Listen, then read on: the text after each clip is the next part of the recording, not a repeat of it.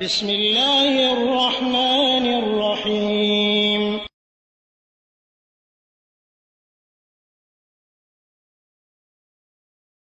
بسم الله الرحمن الرحيم الحمد لله رب العالمين والصلاة والسلام على أشرف الأنبياء والمرسلين نبينا محمد وعلى آله وصحبه أجمعين أما بعد ওয়ালাইকুম আসসালাম ওয়া রাহমাতুল্লাহি ওয়া বারাকাতুহু। সুম্মাত ভাই, আপনি সূরা বাকারার 123 নম্বর আয়াতের অর্থ জানতে চেয়েছেন। 23 নম্বর আয়াত 123 নম্বর আয়াত যেখানে আল্লাহ তাআলা বলতেছেন সমস্ত বিশ্ববাসীকে ওয়াত্তাকু ইয়াওমান লা তাজজি নাফসুন আন নাফসিন শাইআ ওয়া লা ইউকবালু মিনহা আদলুন ওয়া লা তানফাউহা শাফাআতুন ওয়া লা হুম ইনসারুন।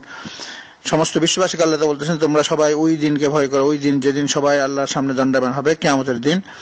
এবং সেদিন এমন একটা দিন যেদিন কেউ কারোর বিনিময়ে নেওয়া হবে না, শাফাআতও কেউ গ্রহণ করা হবে না, কাউকে সাহায্য করা হবে না। মানে কোনো মানুষ অন্য কারোর থেকে কোনো ধরনের সুপারিশ পাওয়ার কোনো সুযোগ থাকবে না, এবং কোনো বিনিময় পাওয়ারও কোনো সুযোগ থাকবে না, এবং কোনো ধরনের সাহায্য পাওয়ারও কোনো সুযোগ থাকবে না। সেদিন একমাত্র আল্লাহ রাব্বুল আলামিন চূড়ান্ত ফয়সালা করবেন। আল্লাহর চূড়ান্ত ফয়সালা সেদিন কার্যকরিতা হবে।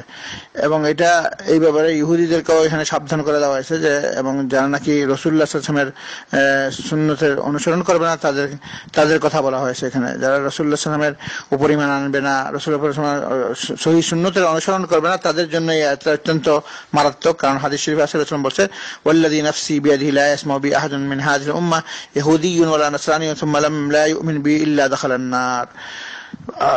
রাসূল বলতেছেন আমার সেই সত্তার কসম যার হাতে আমার জান, যে ব্যক্তি আমার কথা শুনবে, আমার কথা জানার পর সে ইহুদি হোক, খ্রিস্টান হোক, অথবা যে কোনো ব্যক্তি হোক, সে যদি আমার পরিমাণ না আনে এবং আমার সহিহ সুন্নতের অনুসরণ না করে, সে জাহান্নামে প্রবেশ করবে। কাজেই অত্যন্ত গুরুত্বপূর্ণ আয়াত, এবং এটা সতর্কবাণী সমস্ত বিশ্ববাসীর জন্য যারা নাকি রাসূল সাল্লাল্লাহু আলাইহি ওয়াসাল্লামের সহিহ হাদিসের অনুসরণ করবে না এবং রাসূলুল্লাহ সাল্লাল্লাহু আলাইহি ওয়াসাল্লামের আদর্শকে গ্রহণ করবে না, তাদের জন্য অত্যন্ত কঠিন সতর্কবাণী। কিয়ামতের দিন তাদের কোনো ধরনের বিনিময় গ্রহণ করা হবে না, যত সওয়াব নিয়ে যাক, যত তারা ভালো কাজ নিয়ে যাক, এবং তাদের জন্য কোনো শাফাআত কেউ করবে না, এবং তাদেরকে কোনো ধরনের সাহায্য করা হবে না। আল্লাহ রাব্বুল আলামিনের চূড়ান্ত ফয়সালাই তাদের উপর কার্যকরিত হবে এবং তাদেরকে জাহান্নামে প্রবেশ করানো হবে।